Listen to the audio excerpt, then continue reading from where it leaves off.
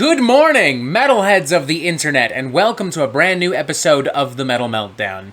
Today we are talking about Phototroph, the third studio album from American progressive metal crew Moontooth. And we are doing so with the help of my very special guest, a Black & Decker stand-up fan, because it is humid as fuck in my apartment right now. Summer hit Toronto like a stack of goddamn fucking bricks, man. Unbe-fucking-lievable. You know what else hit like a stack of bricks when it was released back in 2019?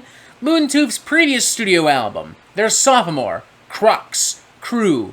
Crooks. However it's pronounced. I don't know. Feel free to tell me. It was inventive. It was colorful.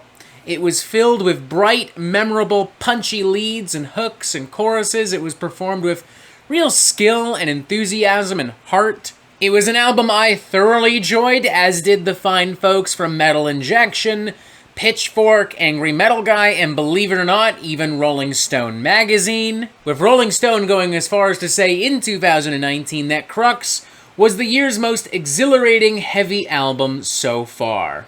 What I really liked about Crux was its ability to take pre-existing ideas and concepts and formulas and turn it into something a little bit more fresh and healthy and new. Like all the complex, convoluted rhythms and hyper-technical arrangements and guitar passages and grooves that you could possibly want from a prog metal record ahoy across Crew, but densely compacted and tightly bound by some really straightforward, catchy songwriting. It reminded me a lot of what Mastodon and Baroness were doing on records like The Hunter and Purple, and to some extent it even reminded me of what Mutoid Man were doing on records like Bleeder and Helium Head and Warmones, albeit in this instance with much less of a punky, hardcore sludge metal underbite. With all that in mind, and after having listened to the album myself quite a few times, I feel comfortable saying that if you like Crux, and that if you like a lot of the records and bands that we've mentioned so far,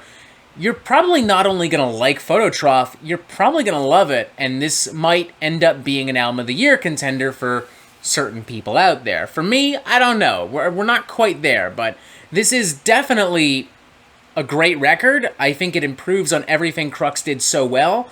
I would argue it's their best album so far, and I think I would feel comfortable saying that while it's not an Album of the Year contender just yet, it is maybe one of the more memorable prog metal records I've heard so far in 2022.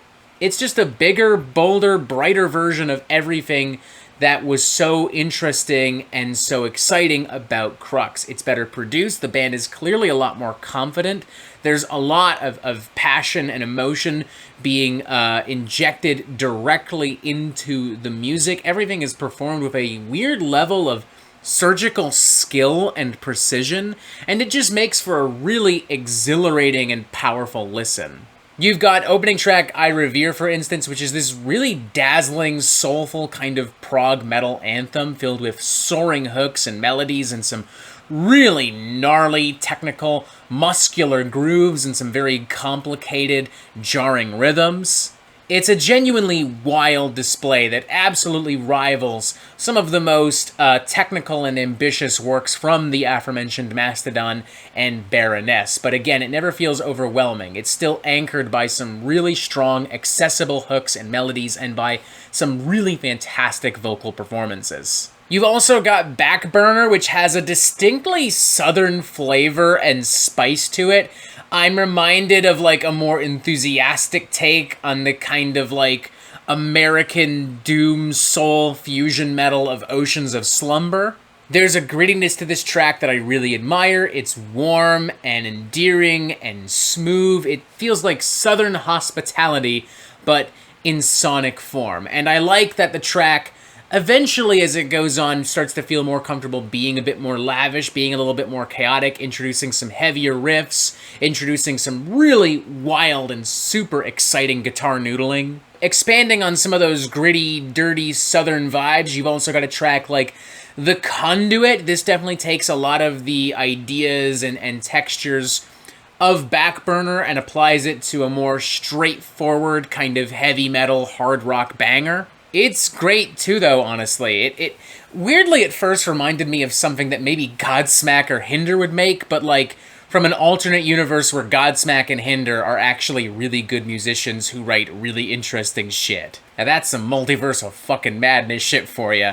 Oh boy. On the opposite end of the spectrum, you've got Nymphaceae. I think I'm pronouncing that correctly. I don't know. Here's what I do know. One of the heaviest cuts on the record. It's got a really thrashy momentum to it that reminds me of like some more modern, technical, and progressive thrash metal. To a certain extent, I'm even reminded slightly of Volition-era Protest the Hero, but way less crazed, way less manic, way less hectic. There's not really a single piece of filler or a single dud on the record. I mean, it's just filled with really catchy, fun songs. The Eye That Never Dies, Oh My Isle, Carry Me Home, and I'm happy that it didn't end on like a really sappy, evocative note. Like, I kind of expected after so many really catchy heavy metal, prog metal bangers that it would end on something a little bit more lush and elaborate, maybe a ballad or something really poignant and touching, but no, it instead ends on another full-blown kind of hard rock, heavy metal banger with tons of chunky riffs and big bellowing hooks and melodies. I'm here reminded weirdly of like something from like a Canadian rock band like Monster Truck. Everyone brings their fucking A-game on this record. Everyone sounds fantastic. The production is fantastic. But I'm specifically going to single out the singer because there's a real soulful dynamic that his vocals bring to this whole thing that I don't think a different singer could, per se. I think his name is John Carbone. That's what the Encyclopedia Metalum says, at least.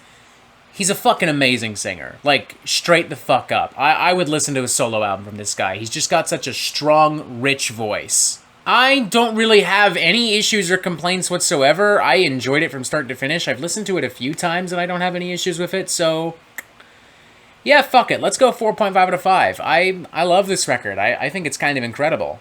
It may not technically be playing around with a lot of brand new ideas and concepts, as we've noted before, but everything is done so well, and Moontooth do such a great job at making it their own that I'm just not really bothered by it. It kind of occupies a territory very similar to that of recent records from Undeaf and Cancer Bats, while obviously, stylistically, very different from those records.